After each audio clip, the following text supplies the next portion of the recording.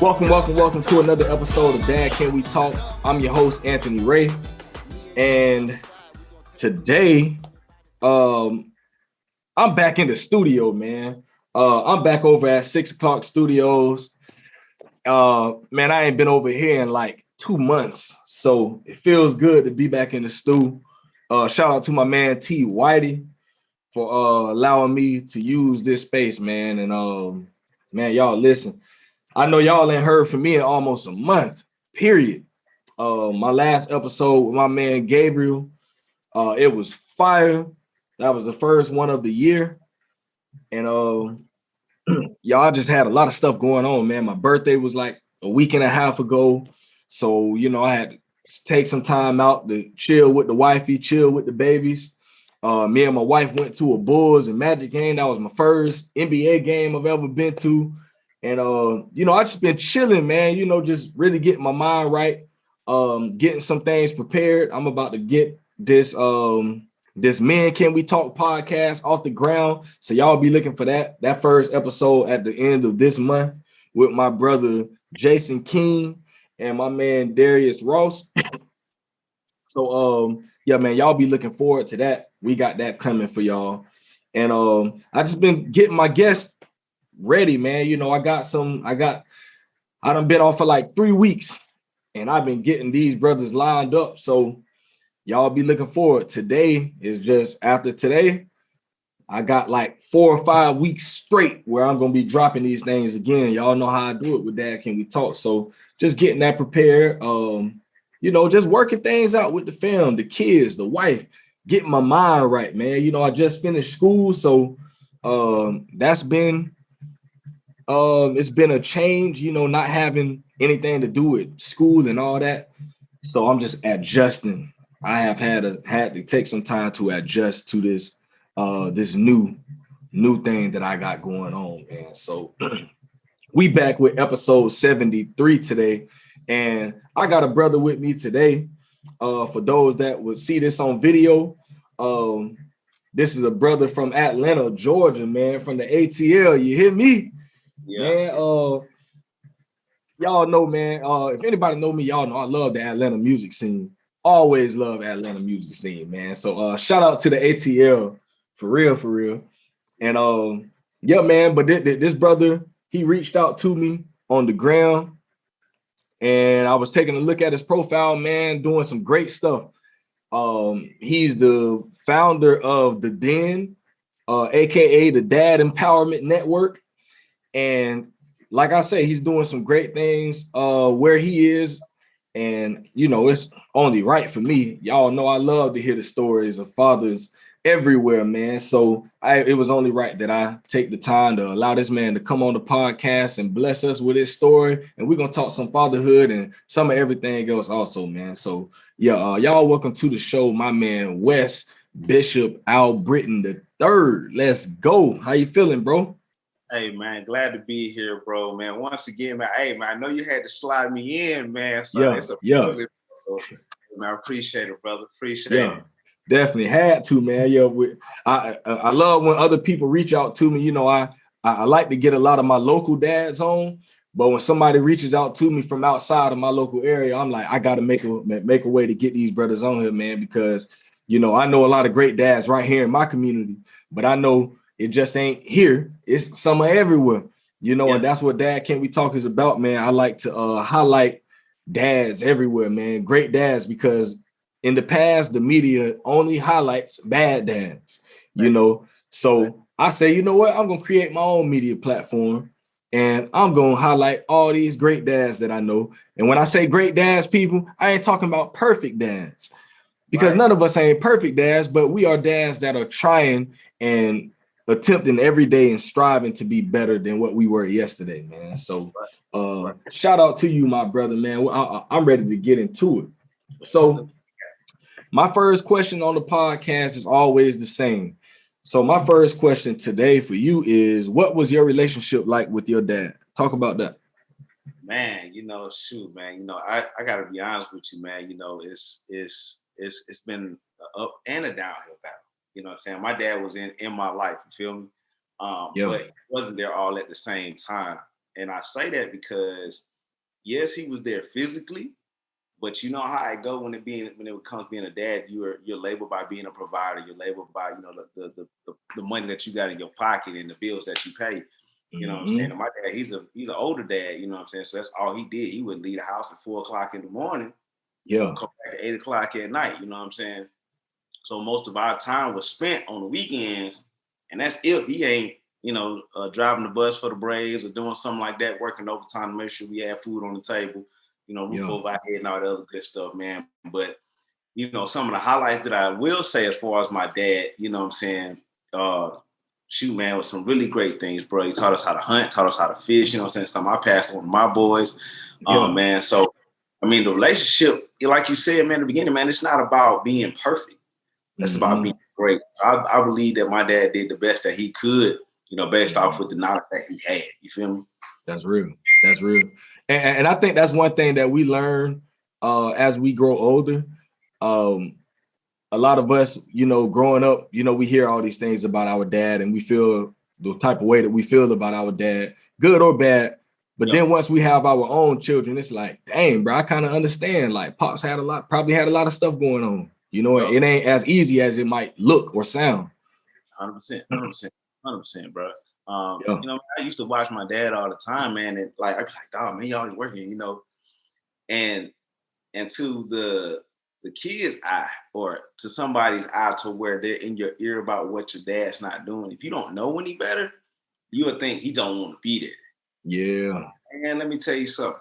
When I became a dad and I realized how many hours I had to put in on the clock to make sure Jim got going, football is going, whatever they got going on, you know, because that's extra money that's coming out your pocket. You know what I'm saying? Right. So, like, you know, you blessed to have a wife, you know what I'm saying? So you probably, somebody can pay for the extracurricular activities while the other person can make sure they get to practice, make sure they get to the events and stuff like that.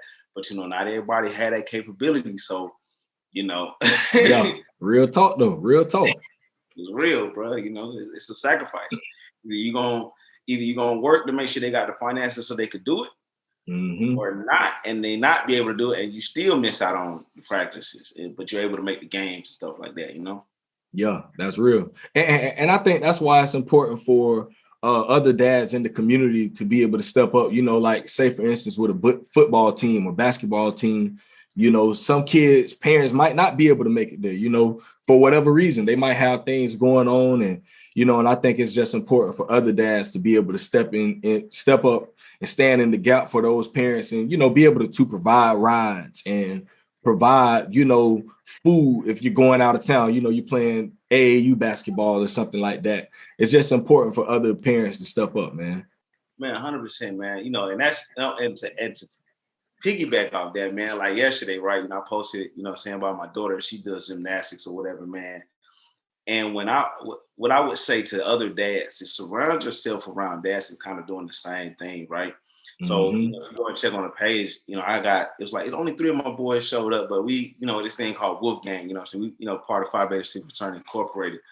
But, you know, this thing called Wolf Gang, man, and they show up, man, and like my son today is at his son's wrestling event. So we stay together. They show up to the events, you know, so we make sure we do everything good. It's a close-knit family. We grow together. We all got businesses together, man. So I always say, man, surround yourself around dads that's trying to have the same movement, the same vision, the same passion that you have. And that's saying, hey, you know what? Hey, man, I see you got to work tonight. You know, I got you. I make sure your boy get the praise. And the crazy part about it is he may not even have a kid on your team. He just say, hey, bro, I got your son going to practice. I got it, you know. So that's what I would say to other dads out there, you know. That's real. That's real. Hey, y'all, man, y'all please take heed to that, man. You know, I seen a lot of stuff growing up and, you know, just being a dad. There's a lot of kids that really would appreciate that, you know, and a lot of parents that would appreciate, you know, someone in the community being able to step up, man. So let's look out for each other. But so with you growing up with your dad and you seeing everything that, you know, experiencing that relationship with him, how would you say that affects you now as a dad in the way that you deal with your own kids? Man, you know, that's like probably one of the realest questions you'll ever have as a dad, right? And so I always tell people, whether it's, you know, wisdom, whether it's, you know, knowledge, a skill or anything, you take what's good and you leave what's bad. You know what I'm saying? So with my dad, of course, my dad is 78. He's going on 80. Here coming soon. Lord's willing. Yeah. But during that time, you got to remember, they were taught that kids should be seen and not heard. You know what I'm saying? So that type of teaching, that type of knowledge, that type of let's call it what it is, lack of emotion. Yeah. You know what I'm saying? When it comes to the kids, was dominant at that point. So I took that and honestly, bro, real talk, just being transparent, I didn't know what a hug was. I was 18 years old.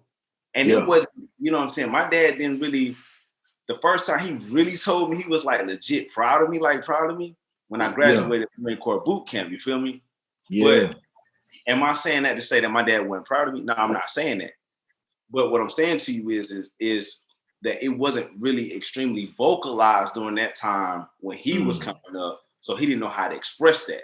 So because he didn't know how to express that, I said, okay, well, I'm going to take the hunting and the fishing and pass it on my boys, but I'm going to hug my boys more. I'm going to hug my girls more. I'm going to tell them, they're doing a good job. I'm proud of them more. You know what I'm saying? Because we need that, you know what I'm saying? And because I do that, I've seen a different change, you know what I'm saying, with my parental skills. And man, we learn every day, right?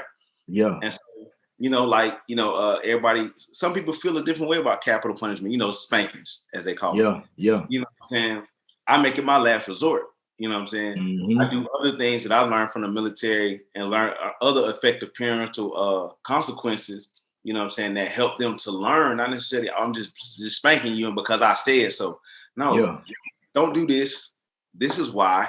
And if you do it, this is what's going to happen. So I teach them the different levels of, you know what I'm saying, the consequences of their actions and stuff like that, man. So I got to say that, looking at how my dad raised me, like I said, some really good points, you know what I'm saying, on how to be a strong Black man, on how to pass, hunting and fishing and stuff like that. And just working hard. Like I work really hard, but I got it from my dad.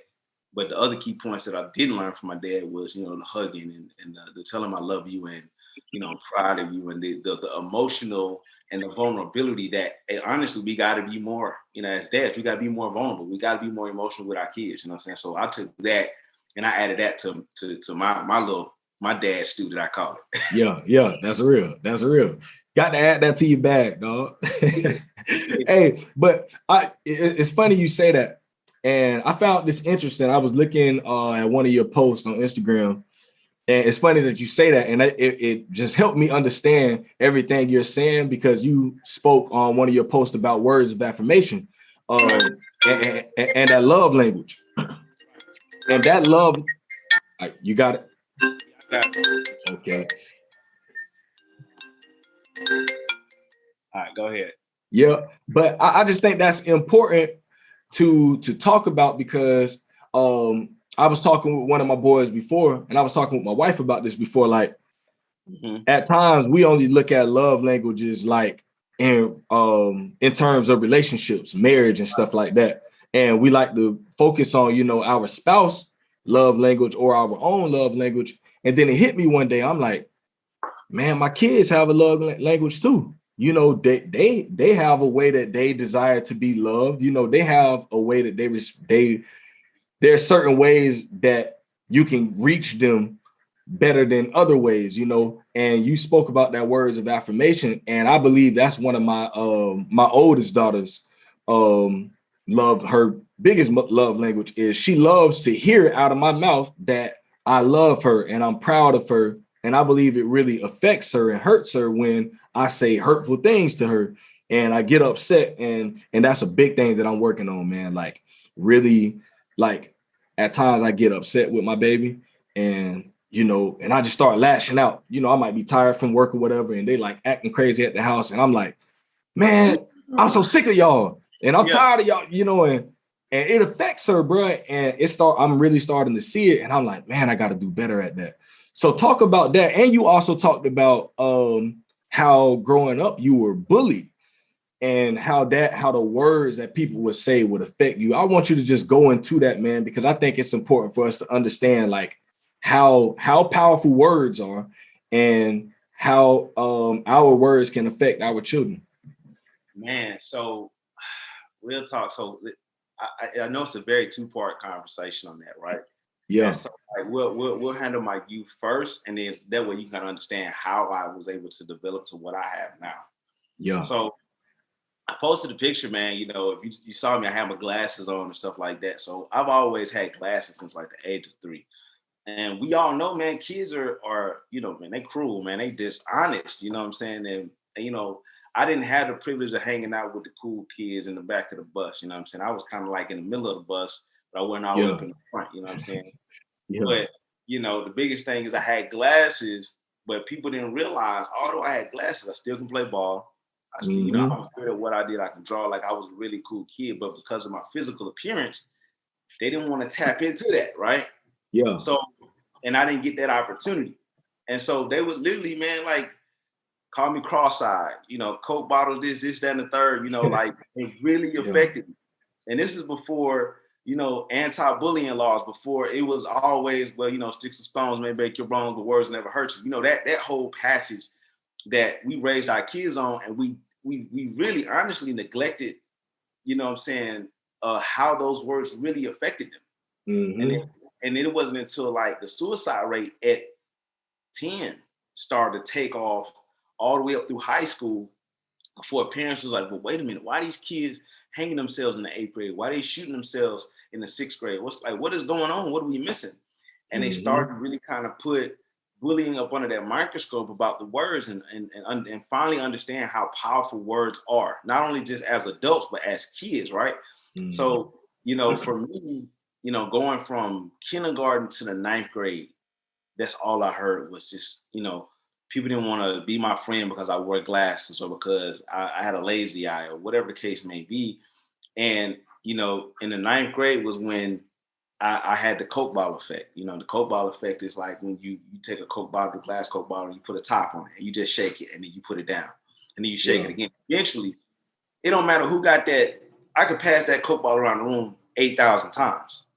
At some point in time, it don't matter who that bottle's in their hand, it's going to explode, and it's going to affect that person that's on and everybody else around it, right? And that's what happened in the 9th grade, bro. I remember like it was yesterday.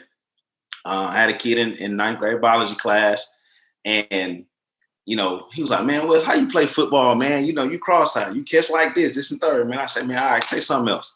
You can catch these hands." Yeah. Man, sure enough, man, I exploded on the kid. I ended up picking up my desk, and I hit him in the back of the head and knocked him unconscious. And this was in '99, right after Columbine. Yeah. And I told him, I said, "Bro, I kill you and your mama. You know what I'm saying? Say something else." And that sent an alarm not only to my parents, but to my administrative staff, you know, everybody that saw me as this straight A kid, because I was, you know, this good kid that came to school every day, didn't really have any behavioral problems. They was like, "Man, Wes? Nah."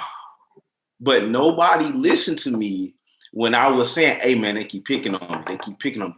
Oh, man, let it roll off your back. You know, you got to have skin like a duck. You got to let it roll off your back." You know, they never paid attention to me. And then when I took it into my own hands, now everybody's like, wait, Wes, come talk to me. Now I've got your attention because I've done something so drastic. It may not have been killing myself. It may not have been harming it. I have done something so drastic. Now everybody's like, okay, bullying is real. This kid has been silent. I know this is a straight A kid. We haven't had any problems with this kid. And all of a sudden he hit another kid with a desk. Okay. So from the 9th grade, of course, you know, all the way through school, you know, I had my mentors. I had everybody, you know, my mom, my dad, they finally understood that what they were teaching me of having thick skin wasn't really working. And that's something that we got to understand as parents and as dads. We got to meet our kids where they are. You know what I'm saying?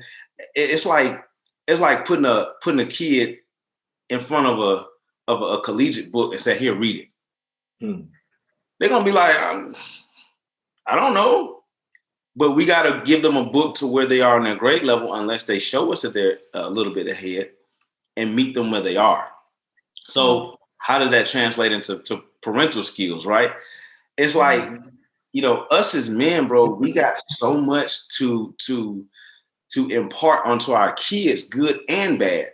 You know what I'm saying? That sometimes we allow our worldview or our life to affect the conversations that we have with our children, the way we respond to them, the way we act to them.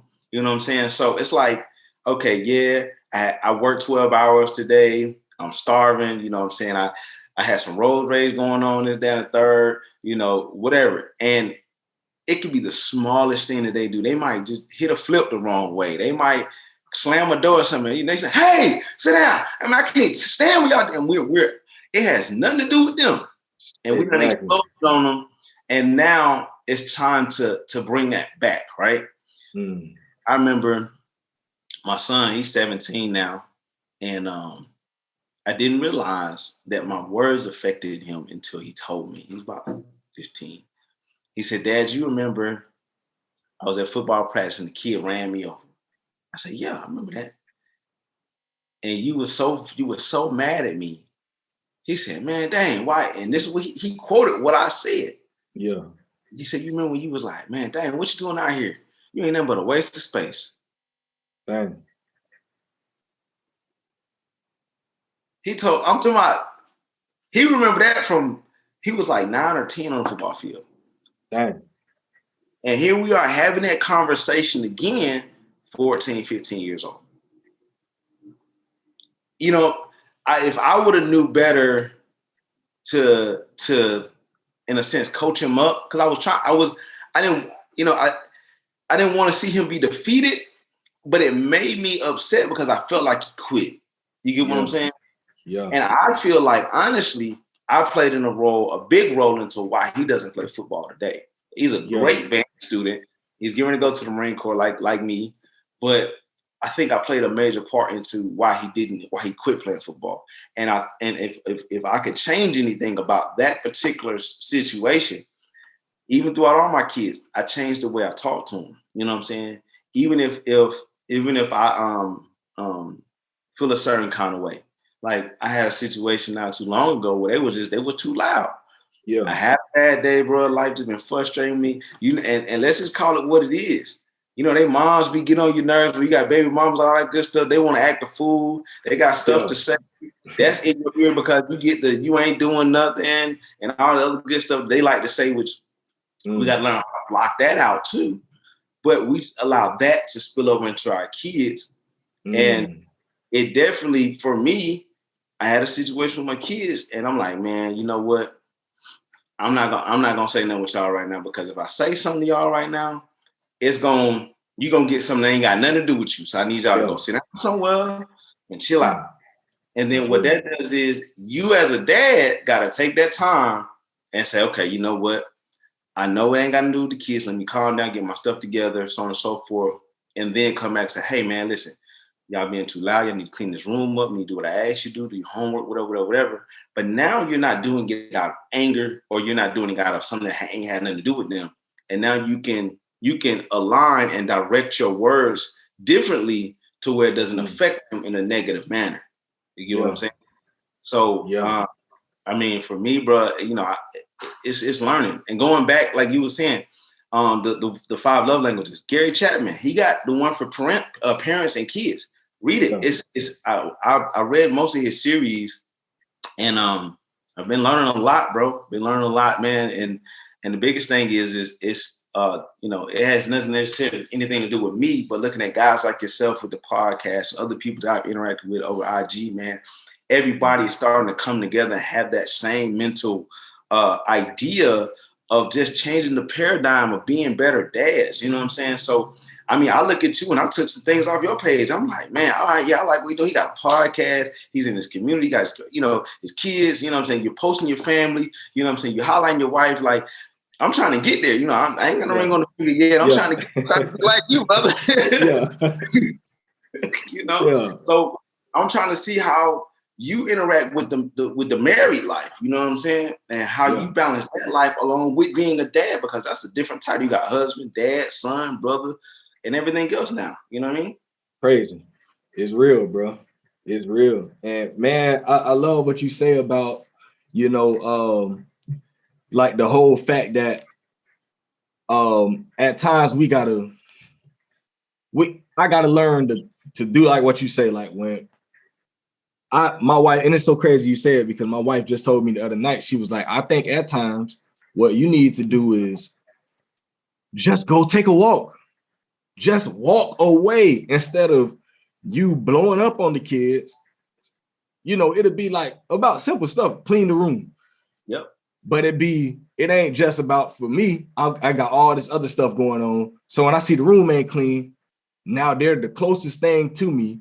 Yep. And they finna get it. Yep. And I let them have it sometimes, bro. And I be saying stuff I know I shouldn't say, bro. And I'm like, you know, after I say it, I'm like, dang, bro, I'm tripping. Like, I don't even know why I said that, bro. And it's like, instead of just, man, hold up, y'all.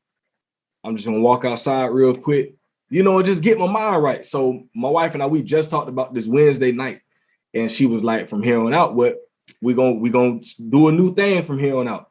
Whenever I get like that, our code is gonna be, she's gonna say, I'll handle it. And when I hear her say that, I need to just walk away. That's it. Don't say nothing else and just leave it alone. Yeah, man. That's about, you know, partnership, right? But yeah. Check this out too, bro. I'm gonna give you something and maybe you can use it. Because I've done.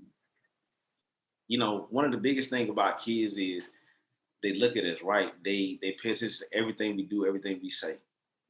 So, and again, like you said earlier, bro, we ain't perfect. So what do we do when we're not perfect? So for me, I've had my times where I didn't take that walk. Yeah. Oh man! Oh my God! You know, I tore the whole room up. Yeah. I'm talking about tornado dad up in that mug. You know what I'm saying? Yeah. And then I go away, and then I come back. And this is what I had to learn and I got this from my dad because my dad didn't do it. My dad would instill discipline and consequences. And sometimes he wasn't always right. But he never acknowledged when he was wrong. Yeah, so what I did was, even when I blow up, I come back. Hey, y'all, come here. I call my team, my kids the 18. You know what I'm saying? I always have a mantra. I always tell them, I say, hey, you know, what's your last name? Albritton. Where we leave from the front, not the back. You know, I put that in their mind. And so I said, all right, come here, 18. Let me holler for a minute. And I sit them down. I say, hey, you know what? You know, Dad is about accountability. And how can I teach you about accountability if I don't accept accountability or if I don't recognize mine? So, you know, Daddy yelled at you earlier, you know what I'm saying? And you know, I said some pretty wrong things and I still want you to clean the room and I want you to do this and that, but I didn't say that the right way. So what I'm gonna do is apologize. I'm sorry, y'all, because I know I hurt your feelings. I know I said some things. Daddy is sorry. That's on me. You know what I'm saying? You know what I'm saying? And what I started to find was, when I started to apologize for me falling off my square, me falling off the line, what did my kids start doing? Hey, Dad, you know, I didn't clean the room like you told me to. I'm sorry. I'm gonna do better next time. And then they would legit change how they clean the room, or they would do things different. And so subconsciously, what I was doing was teaching them accountability. Yeah. Because I'm the head, right? So I'm in the lead. And I'm saying, you know what, dang, I know I messed that all the way up. All right. You know what I'm saying? I mean, how is it we can go to our partner and be like, hey, bro, that's my bad, bro. You know what I'm saying? You on the basketball, foul somebody, oh, my bad, bro. But we can't even go to our own kids and say, hey, y'all, I'm sorry. I mean, that's on me. That's real. What we doing? That's real. What we doing? That's real, bro. That's real. And you know, it have been times where my oldest daughter, she'll call me out about it. You know, she'll be like, well, Daddy, you know, you didn't even say that you were sorry. And I'd be like, well, you know what? You're right. And, you know, I tell her I'm sorry, you know, love on her. And, you know, one time I did that, she was like, Daddy, it made me feel really good that, you know, 'cause I think one time I was like, man, that's just so stupid that you would do something like that. Right.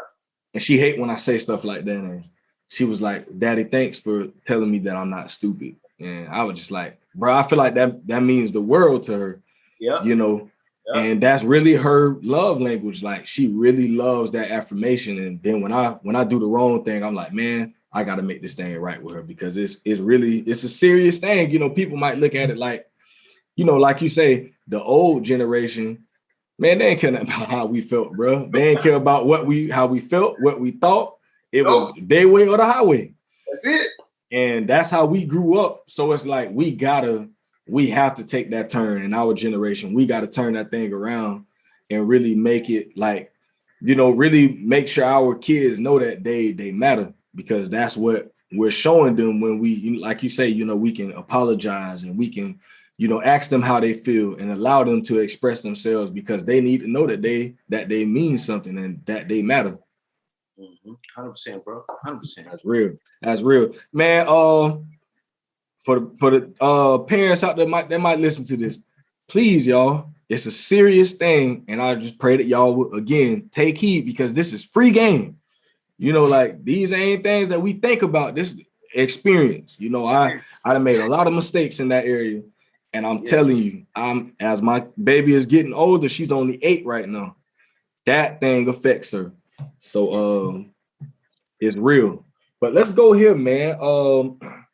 I want to talk about how it felt for you when you first, how old is your oldest child? He's 17, bro. 17. Man, what was that feeling 17 years ago, bro, when you first heard those words, you're about to be a dad? Man, what was that experience like? What was your reaction? Man, so that's a part of my story. That's what makes me cool. So my name's Wesley. I'm the third. My son's name, his name's Wesley. Spitting him is my twin. So I remember, man, man, that was probably one of the lows that I had during that time of my life. But it made me who I am today.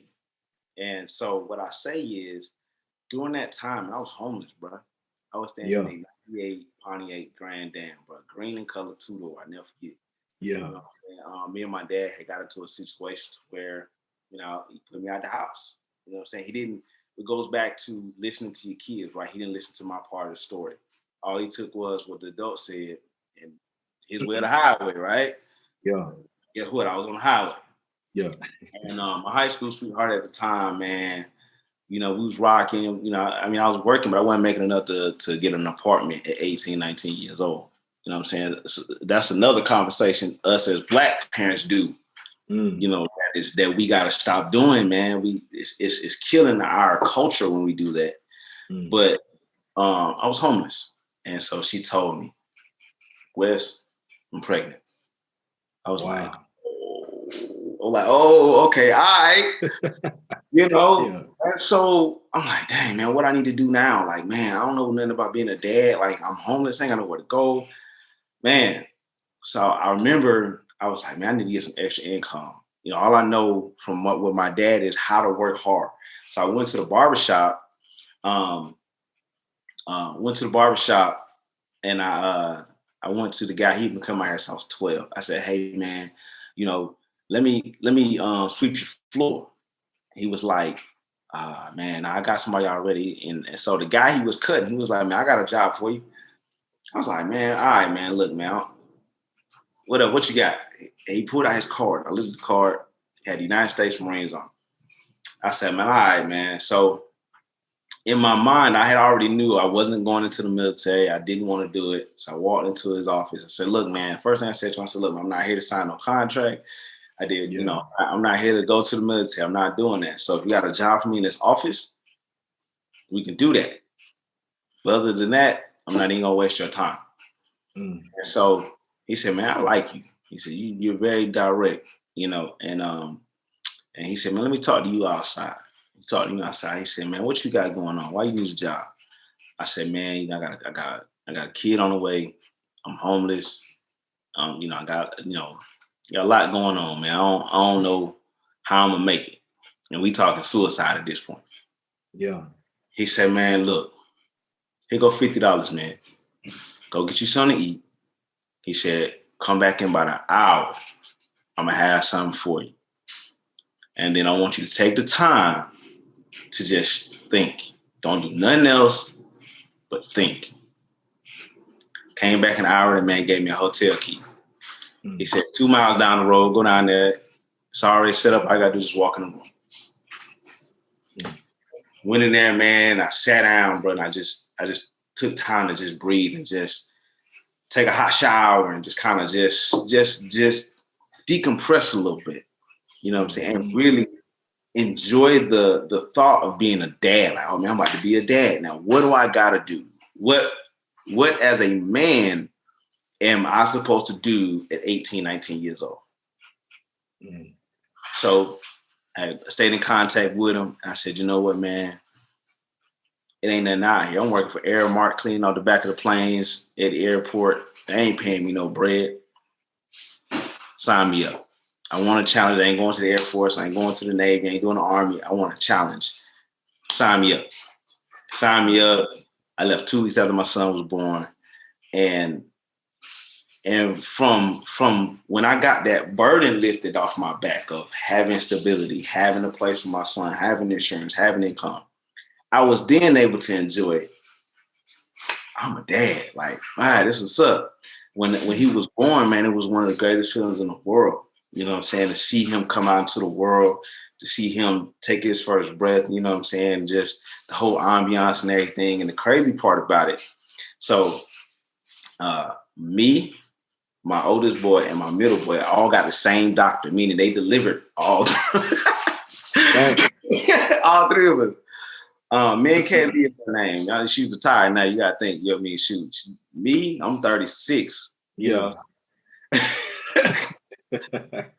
Yeah. 36, you know what I'm saying? And my son's 17 and my middle boy, he's 13. So she was out in practice for a long time, man. But like I said, man, it was beautiful feeling, man. But I just didn't get a chance to really have the exuberance of joy that I wanted to have because of the realization of my current situation. You know what I'm saying? So, but man, I enjoy it now, though. I can say that much. Yeah. No, that's real, man. And I just love to hear those stories like that because everyone was in a different place, you know, everyone, you know, and I think it just always, I think it humbles you sometimes to go back to, man, that first day I found out I was about to be that. And it's life-changing, you know, because, you know, at that point, like, damn, bro, like in like 8-9 months, my life finna be different from like, it'll never be the same after this, you know, and man, that's definitely humbling. And it's great to see someone like you, you know, where you are now, you know, in the position that you're in now and doing the things that you're doing. It's like, that's what I say, you know, I believe everybody has a story because like, and this is why I love the podcast so much because I can hear these stories and it's like we all, when we do hear stories of fatherhood at times, it's like from a celebrity's standpoint or something like that. And, you know, we hear all these athletes and rappers, singers, whoever, but it's like, I want to hear the story of the local dad, the 9-to-5 dad who don't have money for a nanny. We ain't got millions of dollars. We don't have all of these extra things that these people have, but we still are fathers. We're still parents and we still have to take care of our children and the sacrifices that we have to make at times. I think people overlooks them, you know, and they don't appreciate that, you know, all of the things that you went through to actually be a part of your child's life, bro. 100%. But if you wasn't there, they'll count you as a stat and you will matter a lot then. And they'll highlight your story and say, you know, this is the problem with the Black community. Yep. But when you're in your child's life, we get overlooked. Like, oh, well, you know, that's just a dad, you know, it ain't nothing. Right. I mean, it's, you know, the sad part about that realization right there, bro, is you get overlooked and then you get the other side of the paradigm where you got, it's either in our community, either you got the bad baby daddy with the cool baby mama that don't press him for nothing, don't ask for no child support, don't bother him, don't do nothing. Or you got a dad like myself out here, you know, trying to be a different look, a different paradigm. You got the bad baby mama keeping the kids from them. You got, you know, doing malicious stuff to you just get that part. And it's like, how is it that we got to fight what people view and say about the Black community and then the us. Let's just call it us, because it's not just the moms, it's us too. And what I say is, and I believe, and that's why I created the network, is because I believe that it's not about just the good dads all the time. You know what I'm saying? Like, I'm Christian, so everybody be like, oh man, how you a Christian and you go to the club? Yeah. Well, how else am I gonna find somebody and tell them my story and then want to be you feel me? Like, so my thing is, I'm trying to create a network of dads that where we're not beating a brother across the head. We're like, hey, bro, come on over here, man. Straight up. On you a little bit, you know what I'm saying? Come shop with us, come chill with us, come on over here to the network and relax, man. And maybe just our love and our openness and our transparency will make him want to say, you know what, I need to spend more time with my kids. You know what? Let me go out here and get some legal rights, like up here in the state of Georgia. You gotta have legal rights to see your kids up here. So, let me get some rights, you know what I'm saying? Let me, I like what you're doing, man. You inspired me to be better. So that's what it's really about, because that's real. I can't do it by myself. You can't do it by yourself. But if me and you come together and we go see another homie over there and he ain't, hey man, when last time you see your kid? Man, I don't know, bro. Oh man, come here, man. Let me holler at you for a minute. And we ain't gotta beat them down. We just got, hey bro, come on, bro. You better than that, dog. Forget what the mama talked about. Forget all that. You. That's your bloodline. Straight up. That's you. Let's run it. What you need from us to help you get what you need. You see what I'm saying? Like, bro, I want to be able to, as my business, I want to be able to say, hey, you know what? Hey, brother, you struggling? Yeah. How much your child support? Such and such and such. I'm gonna pay it for a year. I just want to see you get on your feet, bro. Yeah. Because taking care of two household boys, hell, bro. Let's just call it what it is. Well, I don't even want to know what it's like, boy. For real. You know what I'm saying? But I can't do that by myself. That's why if it was anything, it would have been called the Dad's Empowerment Me, but it's the network. Yeah. You know what I'm saying? Because that's real. I'm trying to build a network of dads to where you can log on to my joint. And if you need a counselor, bet. There go my directory. You need a lawyer, bet. Go to the directory. You know where all my events are. You know what's going on. And we can get together and like, you may be good in something else. And I consider that, hey man, I've been looking for such and such. Hey man, I do that. Man, you know what? Here go my cup. All right. That's real. That's real. And I want to go there, man. I want you to talk a little more about the den. I want you to tell people like what the den is, the Dad Empowerment Network, you know, how you started it. Just talk about that, man. So, all right, man, the Dad's Empowerment Network, man, what it is it's a network that I'm trying to create, like I said, as far as taking everything that you see from Instagram, Facebook, all of that. You see it. My son called me. Yeah. I have to get to him in a minute. But you take all of that and you compile it into hold on a second. Yeah, you compile it into one local theme, right? So I'm taking the knowledge and the wisdom and I'm making it tangible. So I actually want to have like a meeting place. So when you break down my 3 letters, you got, you know, Dad's Empowerment Network and the Den. So what my logo represents is when you think about it, you think about the Lion's Den, the Wolves Den. That's where you see my wolves on there. You know, that's where they go to meet, to rest, to strategize as far as hunting and stuff like that. You know, that's where they go. And so that's what I'm trying to do as far as the Dad's Empowerment Network, give men a tangible address to go somewhere. Hey, you need to work out to empower your body. Guess what? It's there.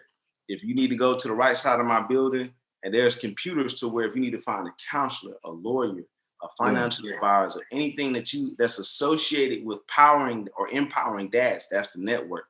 And you know, dad, of course, D is dad, but I switch it over to deity. And so what that's important to me, because when I think about the mental health, the spiritual aspect, you know, saying my vision, temple building, mind, body, and soul, how do I attack or how do I strengthen the soul, right? Deity, I'm a Christian. I understand what a prayer wall does. I understand what a prayer room do. But how can I reach other dads if I'm just Christian based? I'm trying to give me somebody that understands the Muslim culture or Islamic culture and tell me what I need to do so I can put a small mosque in the back, or to give me somebody that's a Buddhist or whatever. And all you gotta do is just come to my joint, log in with your membership. Hey, I just need some time to go to the back and just get my spirit right. It's back there. Go get it. Go get it. Yeah. You want the gym? It's right here. Go get it. You feeling suicidal, bro? I got counselors. You know what I'm saying? So I'm trying to create a network and a membership and stuff like that. So that's what the network is about. How did we get there?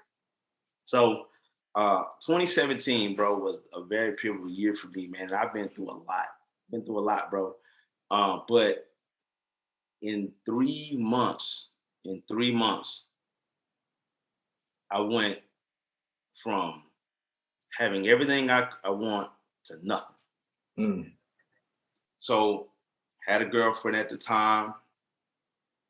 And man, let me tell you, like, had a girlfriend at the time.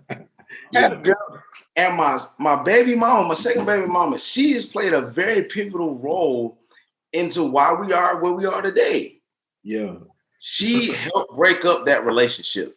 Like with my current girlfriend and her ex-boyfriend, they teamed up together to help break up the relationship. That was that. So then you go from that. So we broke up. She ran me over with a car. We got into a little I ran me over with a car. Because I had caught her at her ex-boyfriend's house and all this other good stuff. Hey, can you text Wes and see what he was trying to figure out? He was texting me about something at Burlington. Yeah, you gotta cut that out. I just but anyway, so we had so ran me over with a car, and then I went through a 90-day depression, bro. So where I definitely was suicidal. No hands down about it. Suicidal. I actually attempted suicide. So I took 13 aspirin. I wasn't playing. I didn't tell my mom, didn't tell nobody. Because at the end of the day, I had lost something that I definitely wanted. You know what I'm saying? I was on a decline in my job. You know, things were just not going right. You know what I'm saying? I felt like God wasn't listening to me. I mean, you know, my baby mom was giving me hell, bro. So I said, you know what? I'm done. Done. It took one of my homies I played football with, who didn't hear from me for about 2 days. He drove a scooter from, I know you don't know where, it was Fairburn, Georgia to Riverdale, Georgia. I mean, it's probably 15 miles on a scooter, bro. We ain't talking about a car, we talking about a scooter, bro. In the rain, and he knocked on my door, and of course, you know, he knew. I told him, I said, anytime you need anything, just hit the code, you come on in. And he saw me on the couch, slumped over, foaming at the mouth. He called the paramedics and everything. They came and got me, and everything. So that was 2. So I went from a heartbreak to suicide. The third thing that I experienced in a 90-day time period was my baby mama, second baby mama. This woman is hell. Let's just call it what it is. She is hell, bro. And I'm God has to deal with me when it comes to her. That is, whew, man. So she went and she filed a contempt in court. You know what I'm saying? So I was picking my kids up early from school. Picking up about 5:30. Court order said 6:30. Now I'm gonna paint this picture. So I got the contempt of court in the mail. I said, I got a show. May 8th. I never forget it. May 8th, 2016. Courtroom 8E at 11 o'clock. I never forget it, because when you enter something like that, it burns in the side of your head. Yeah. So I go in the courtroom. It's a black female judge. My baby mom's a black female. Her attorney's a black female. And the 2 bailiffs in the room, along with the court reporter, are all black females. I'm the only black male in this courtroom. I got all the paperwork that I need from the school saying I was able to pick the kids up early. They released the kids early and everything, this, that, and the third. No harm, no foul. I'm being a dad. That's it. Hands down, being a dad. Yeah. The judge says, Miss Such and Such, what do you got for me? He picked the kids up early. I had things to do. And she gave him this whole crocodile spiel, crocodile tears and everything. Judge says, Mr. Albritton, what you got? I say, yeah, Your Honor, so I was picking them up because I have my kids, and this is how I do it. The kids let me, the schools let me do it. The black judge told me, she said, Mr. Albritton, I don't care what the order say. The order say 6:30. I don't care if it's 6:29 or 6:31. You pick them kids up at 6:30. Bailiff, take them away. I went to jail for picking my kids up too early, bro.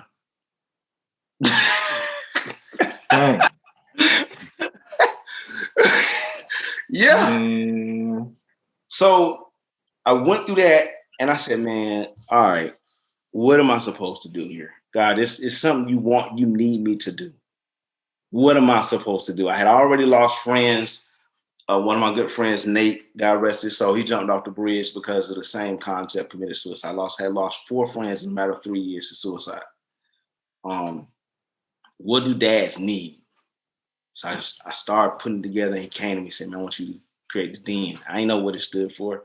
And he started piecing it together. He said, you need to be able to attack these particular areas. He said, yeah, it looked good on Instagram, but now I need something tangible. And so I'm on a campaign now to where I'm trying to get as much funds, grants, whatever I can get to get something tangible here in Atlanta. And then I want to be able to have a team to come down there to Florida, have the DEAN down there in Florida, have a team in South Carolina, got a location there. I want this thing to be what it's supposed to be. And it's something that we need because we don't gather like we should. And we don't talk like we should. We don't help each other like we should. And sometimes it ain't about bread. It ain't about none of that. It's about just being in the same atmosphere with another male to talk about, hey, man, I got a daughter at 13 years old. She's doing this. Oh, man, I put my daughter through college. This is how I did it. Just to impart some knowledge. You know what I'm saying? Hey, man, I can't reach my son, my daughter. I'm trying to talk to him, but he ain't listening. Oh, man, look, change your words of affirmation. Do this, do that, and the third. Get the knowledge out. But I need something tangible to get us in a location to where we can attack all parts, that mind, that body, and that soul, because that's what I went through, bro. That's what I want. So that's where we at.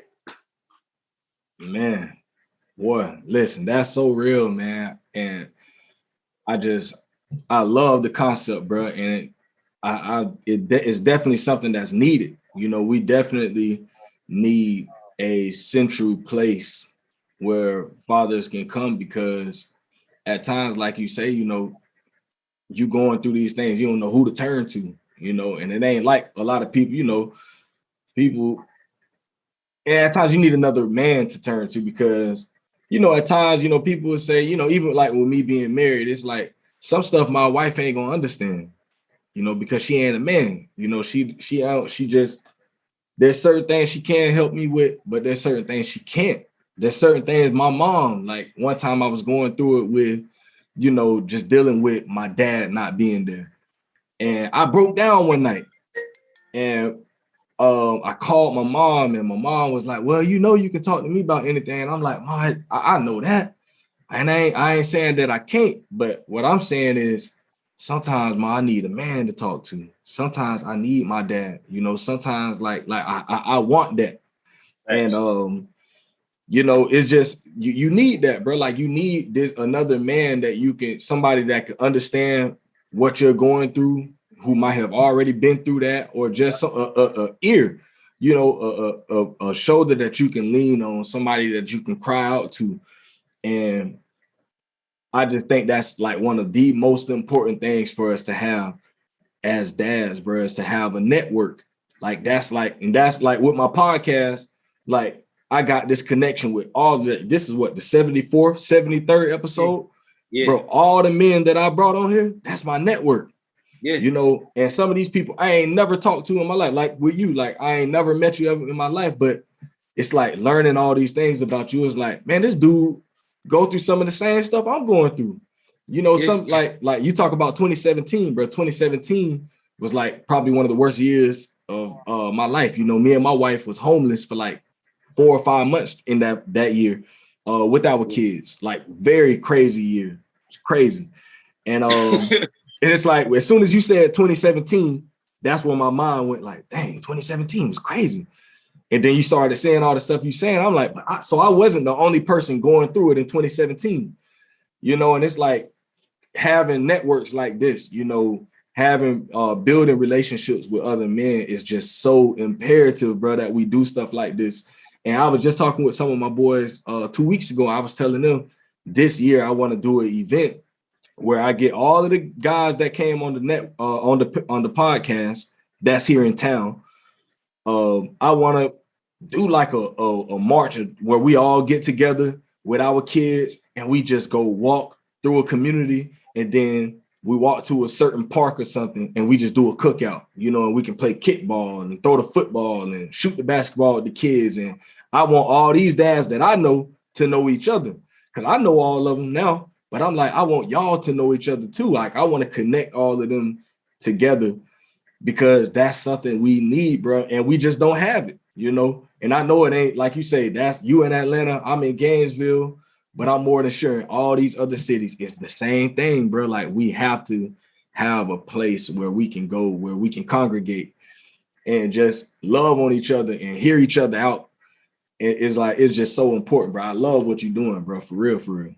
I'm trying, brother. I appreciate it, brother. Appreciate it. For real. But I got a few more questions for you, man. Can you talk about the the 7 Ds of fatherhood? I saw you post something like that on Instagram, man. It was interesting. Can you talk about that? So, you know, I know them, man, but I like to have them on hand. So Yeah. 7 Ds, man, you know, the biggest thing for me is like, it's just, again, it's just how it came to me, right? Being direct, being disciplined, being dedicated, you know what I'm saying? Like, that for me was one of the I think the components that we needed to have when it comes to being a dad, right? So I was like, okay, you know what? You know, what is it that we as dads need to do or have to already do, or what they want us to talk about when it comes to imparting knowledge into our kids and our youth? And being dedicated, right? So if I'm talking about being dedicated, everybody think dedication is just simply, oh well, you gotta always show up, is or you gotta show up, you gotta go to this, you gotta go to that. No, being dedicated means through the good, the bad, the ugly, all of that. You gotta stay consistent, you know what I'm saying, in their life. Meaning, yeah, you may have a rough patch with them. They may not do what you want to do, but you still got to be dedicated to the course of what your vision is as a dad. You know what I'm saying? You want them to be a certain kind of way, to represent your last name a certain kind of way. So it's bigger than just showing up for a basketball practice, a football practice, or a gymnastic meet or whatever. It's about showing up in their mind, showing up when you talk, being dedicated to say, hey, you know what? Yeah, you might have missed this mark right here, but I'm dedicated as your dad to help you get through this, and let's turn this situation around, right? And so, like, and you learn, man, like throughout the years, determination, bro. You know, think about all the sports we played. You ain't just going to do a layup perfectly the first time. You was determined to get it right. You get what I'm saying? You ain't going to just shoot all the time, or whatever skill that you have. It wasn't done perfectly the first time, but you was like, you know, dang, I missed, but I'm determined to get it right. And that's what I was thinking about as far as dads, man. Like, think about all the stuff that we hear from, not even just from the baby mamas, but from everybody that when they view black dads, oh man, they don't want to be around their kids. They deadbeats. They don't provide. They don't do this. They don't do that. But even in the midst of all of that, you got to be determined to say, you know what? Yeah, that sounds good, but let me be determined in showing you something different. Let me show my kids something different, regardless of what the baby mama talking about, regardless of what the public is saying. I'm determined to be who I am, and that's it. You know what I'm saying? I'm be determined. Direct. I think about just being direct. I have to be, when you being direct, man. You just got to be streamline or A and B with your kids, because that's just how they view you, how they understand where you are. So you got to be, you know, direct in your words. You know what I'm saying? Don't necessarily beat around the bush with them. You got to tell them where they are, meet them where they are. Be direct with the discipline and the decisions that you make and everything that you want to teach them. You know what I'm saying? If you got something set, then do it. I always look at, the phrase in the Bible, for me and my house, we praise the Lord. But a lot of, let's cut off praise the Lord part for me and my house. Yeah. My house and your house different. Yeah. So however you pray is how you pray. However you lead your house is how you lead your house. But at the end of the day, that's your house. So you got to be direct on how you want your house to be ran and what you expect from your kids. So if you ain't got no direction for them, where they gonna go? They're just gonna be all over the dang on place. Believe so it. you know what I'm saying? Hey, don't come in my house past 11 o'clock. You know what I'm saying? 11 o'clock, you come in my house past 11 o'clock, guess what? Give me them keys, give me this, give me that. You don't get to do that no more. Yeah. You got to be firm on it. That's real. Discipline. I think I talked about discipline, but I mentioned it. Yeah. Being disciplined isn't just instilling discipline, right? A lot of people thinking, oh, well, I'm the dad. Let me take off the belt because I'm the dad. Let me woo. Nah, being disciplined is taking care of yourself. Meaning being disciplined enough to go to the doctor and make sure you check your prostate, make sure you check your mental, make sure you get your blood pressure checked, make sure you ain't dumping a bunch of salt on your food, you know what I'm saying? And what you eat, drinking your water, being disciplined enough to focus on your mental, praying or meditating or whatever it is that you're doing, making sure that you're together so that you can instill discipline. When, you know what I'm saying? Like I go back to Gandhi, you know what I'm saying? The short story about Gandhi. Mom took son to Gandhi, was like, hey, I want him to stop eating cake. But Gandhi was eating cake. So Gandhi was like, hey man, bring him back in like a month. She brought him back. Gandhi took him out to the beach, talked to him. He never ate cake again. Later said, well, hey, how you do that? Well, when you first brought him to me, I was eating cake. How can I tell him not to eat sweets because it's bad for his health if I'm eating a cake in front of him? Let me go ahead and depart from that so that I can instill the discipline and into him. And that's what he did. And so that's the biggest thing for us as dads. I can't tell my kid not to do something. Hey man, don't be drinking. And I got a whole goddamn Henny and Coke in my hand. I can't, come on now. That's real. What am I doing here? That's real. Being devoted, just being devoted to what you want to do. And being in their lives, man, showing up for them, being driven, driven, man, is just, we understand as dads, man, it's hard. Let's just call it what it is. It's hard, mentally, physically, you know what I'm saying? But do you stop? I mean, do you quit? Do you just give up? I mean, what are you teaching your kids? So you got to take all the rest of that, being dedicated, determined, all that, and you just got to continue to drive on. You got to continue to get through the course. You got to continue to put that pedal to the metal, man, and keep going. You know what I'm saying? It ain't about how fast you go. As long as you keep on moving, you know what I'm saying, and have the mindset, you're going to get to where you're going. Think about where you started, bro. I guarantee you ain't just start with 1,000 followers. You ain't just start with the 73rd episode.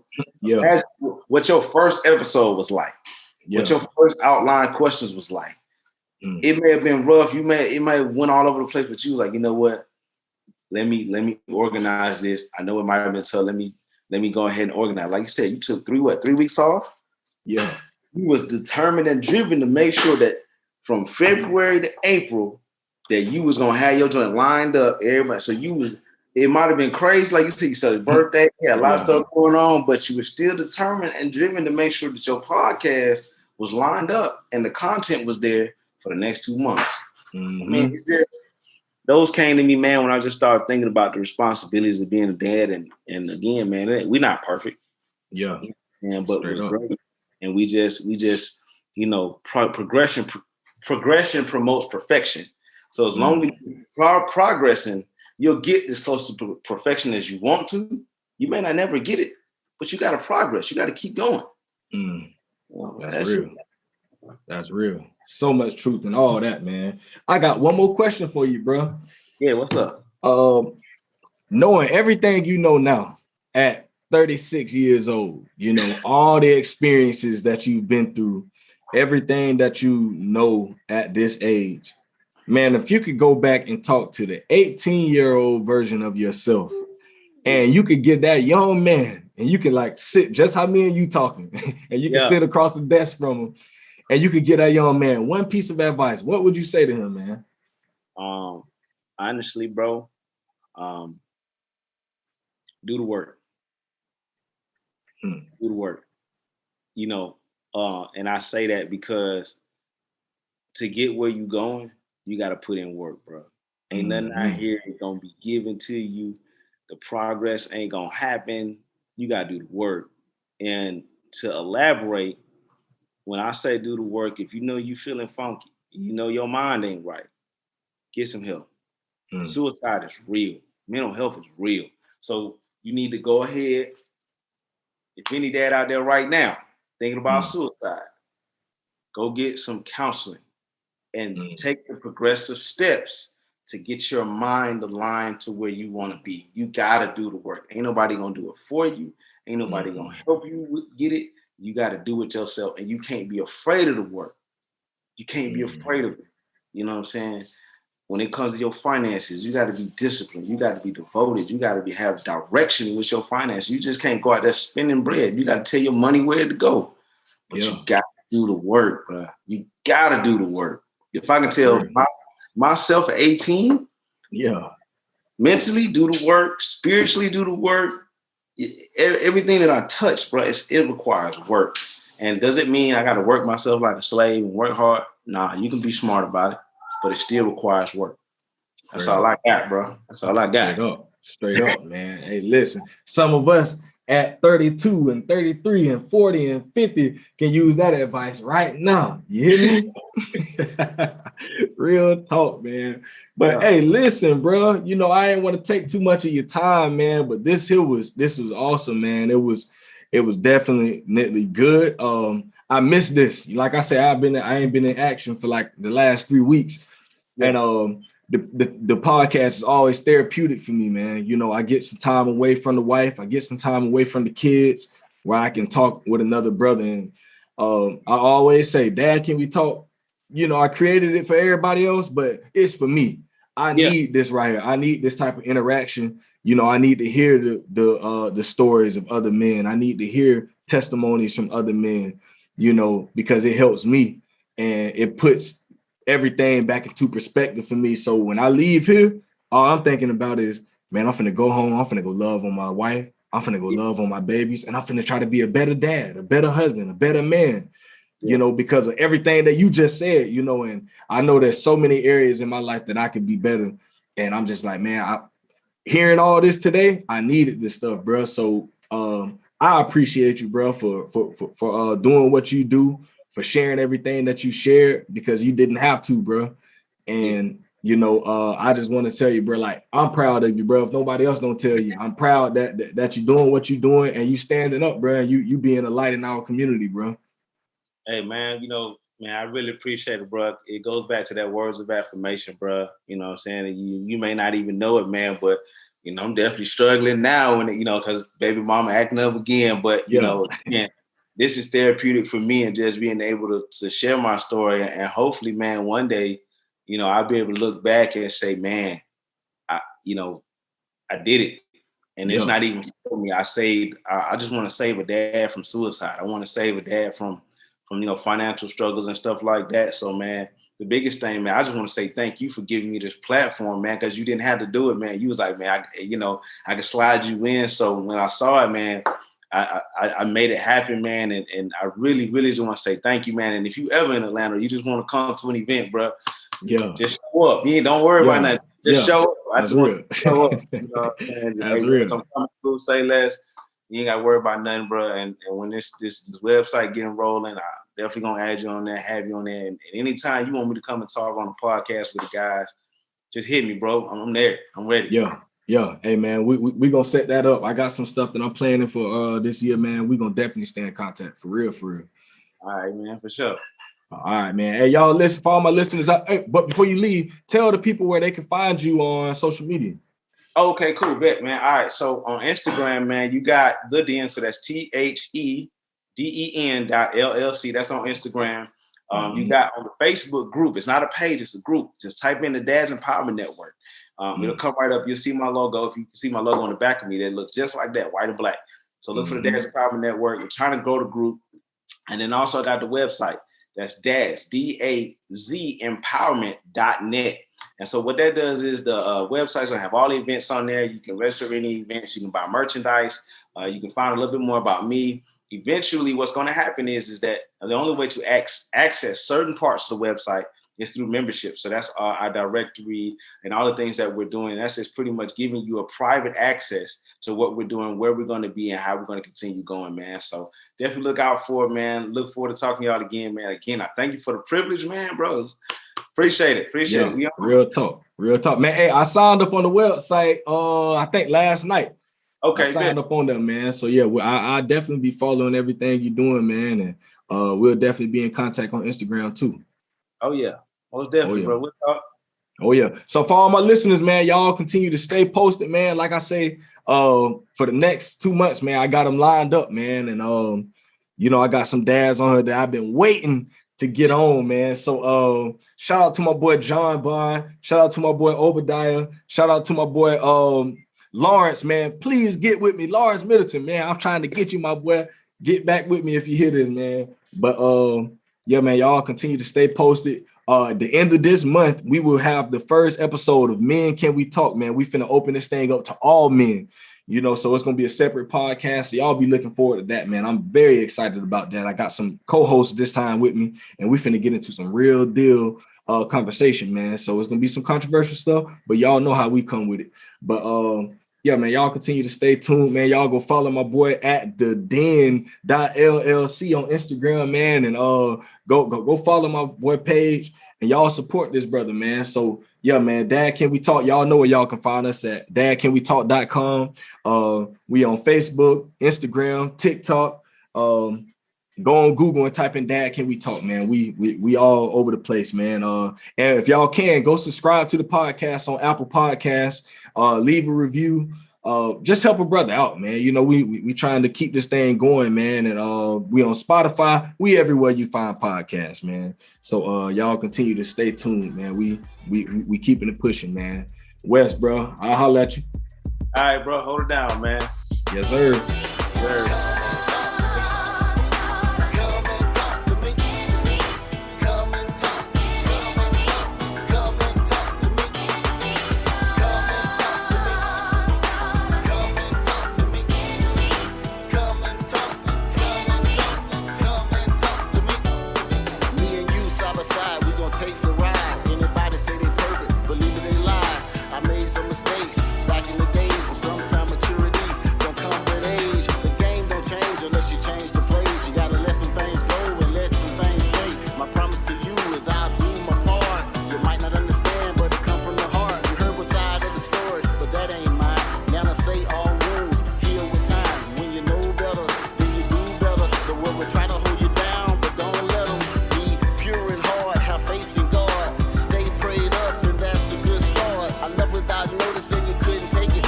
Fault me